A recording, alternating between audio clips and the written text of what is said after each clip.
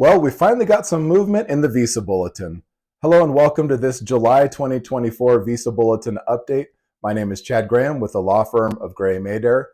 We had a couple of categories that moved significantly and a number of other categories that moved as well. So I'm going to go through and show you the dates so you can see exactly what happened. And then I'm going to show you some graphs so you can see at a higher level what's going on in terms of trends and potentially predicting what might be happening in the near future. So with that, let's look at India first. EB1 India was our big winner for this month, moving in the positive almost a full year to February 1st of 22. EB2 India moved forward 60 days to June 15th of 2012, and EB3 moved forward 1 month to September 22nd of 2012. So overall, India had a pretty good month. Now let's look at the graph so you can see what's happening here.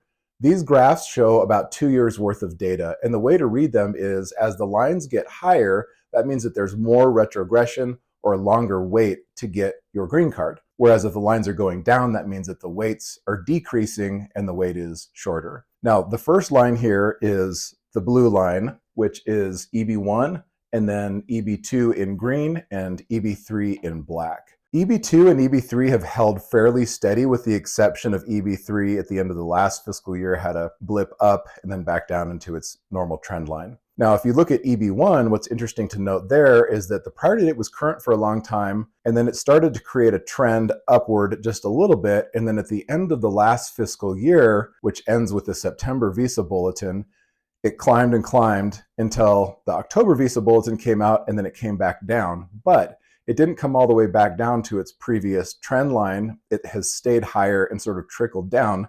Now with the July Visa Bulletin, it seems like it's getting more back in line with that previous trend line. So my guess is that EB1 India will start to flatten out here over the next couple of months, and then we'll have to see what happens in October. Okay, now let's go to China. The dates here were not as dramatic in their movement, but there are some interesting things to look at. So let's start with EB1 China. It moved forward 60 days to November 1st of 22, so positive movement there. EB2 moved forward 30 days to March 1st of 2020, and then EB3 stayed exactly the same with a date of September 1st, 2020.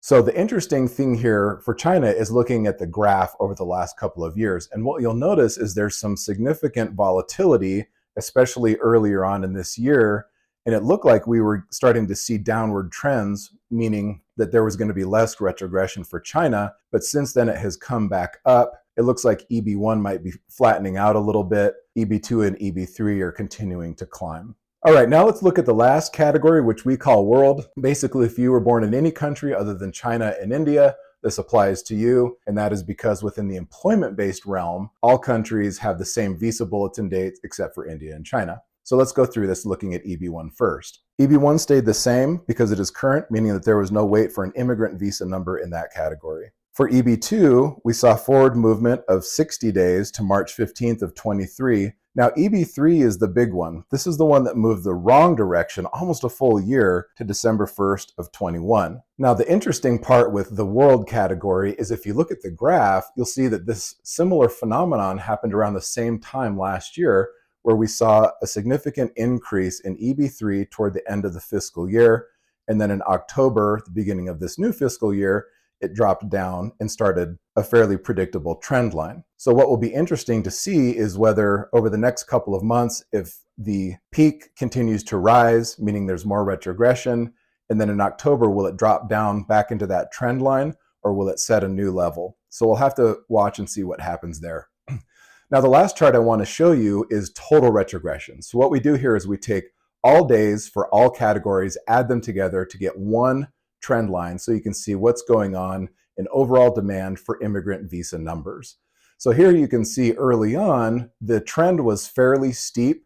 So again, this is going back about 2 years. There was an increase that was fairly steep, and then it spiked at the end of the last fiscal year and dropped at the beginning of this fiscal year with the October Visa Bulletin. And now the new trend line is continuing to rise, but at a slower rate than it was before. Now, we've had a resilient and strong jobs market, and so this is understandable that demand is continuing to go up, although it seems like it's a little bit less over this past year than it was prior to that. Now, if there's disruption in the economy and to hiring and potentially layoffs, then we'll see some change in this retrogression line, but for now it's continuing to rise. Thanks for tuning in to this review of the July 2024 Visa Bulletin. If you don't already subscribe to our channel, go ahead and do that now so you can get notified as we post new updates. Thanks for joining me. See you next time.